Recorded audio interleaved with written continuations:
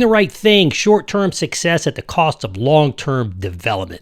Listen, true leadership is defined by doing the right thing as opposed to doing the wrong thing. Today I'm going to show you that despite the current secular trend of obtaining short-term success at the cost of long-term development, that by doing the right thing is the most profitable model ever has been and ever will be, and the only biblical model for leadership for the organization, its employees. Now, greetings, everybody. My name is StevenGarofalo. This is Reason for Truth, where the truth comes first and the reasons come last, but we're always and constantly learning, because when we stop learning, we stop teaching, or at least stop teaching well.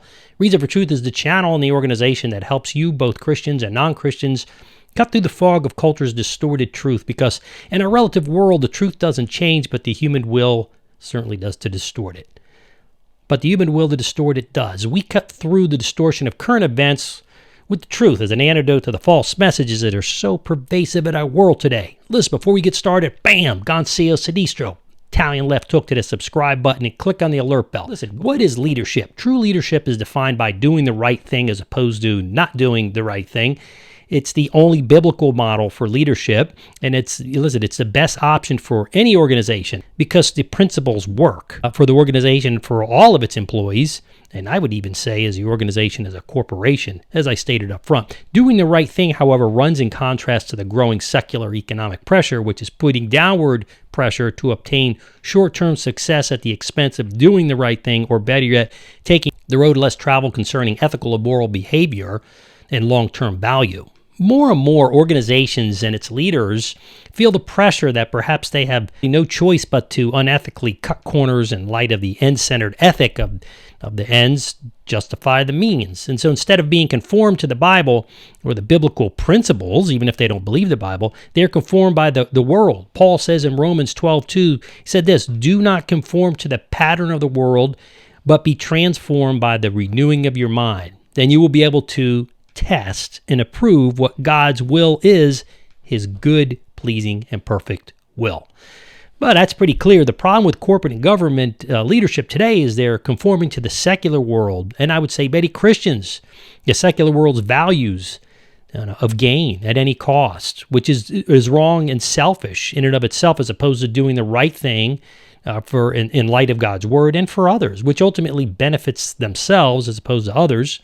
And it certainly in many cases, in most cases, goes against God's ways and his word. In today's world, the standard is to achieve selfish goals, it seems, and their wants at any cost to get the desired result. For example, it's now commonplace for organizations to sell products to people who don't really need them, use cheaper materials, or even get the job done with the least amount of employees as possible, right? Even if it puts unwarranted stress on those employees. Lastly, we find organizations cooking the books, which means that they use various accounting tricks to make the company look more profitable, like it has its more value, perhaps, than actually is true, for the purpose of what? Paying less taxes, or really wrongly to justify their price increase, I guess, or to a lot of times artificially inflate the value of the company for resale purposes, which we've seen in many cases. So where does this end? Well, the answer is that this all ends with failure of the company and everybody involved with the organization. History has shown over and over again that doing the right thing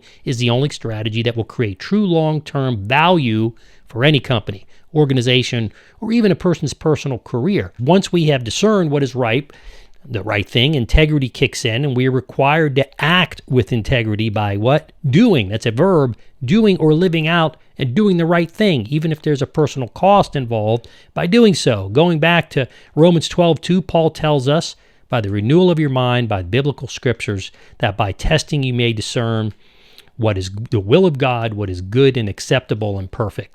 How else can we discern acting rightly versus wrongly in leadership and in our everyday lives if we're not being conformed by God's word? Organization is best positioned to achieve overall success if they follow God's ways. Listen, the great news is that by simply hearing today's message and studying God's word, coupled with leaning on fellow believers in the marketplace, we can begin to turn this country and our culture and our families right side up again.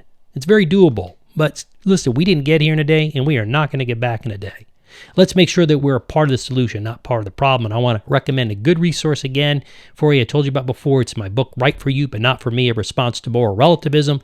You can just go out to the Equipped Academy bookstore. You'll find it right there. I think you're going to find that as a helpful resource for you. Make sure you subscribe. Boom. I told you that before, but I really want you to go ahead and join our locals community, my locals community. It's StevenGarofalo at locals.com. There you're going to get early commercial-free access to my twice weekly Reason for Truth podcast. You get it early. It's commercial-free in audio form. You're going to get some articles. We got more you get exclusive posts because there's a free version, by the way. You can get it, or you can pay $5 a month, and in doing so, it just keeps the bots and the trolls out. So let's make sure we're doing the right thing for the wrong thing. I'm your host, Steven Garofalo, and this is your Reason for Truth for today.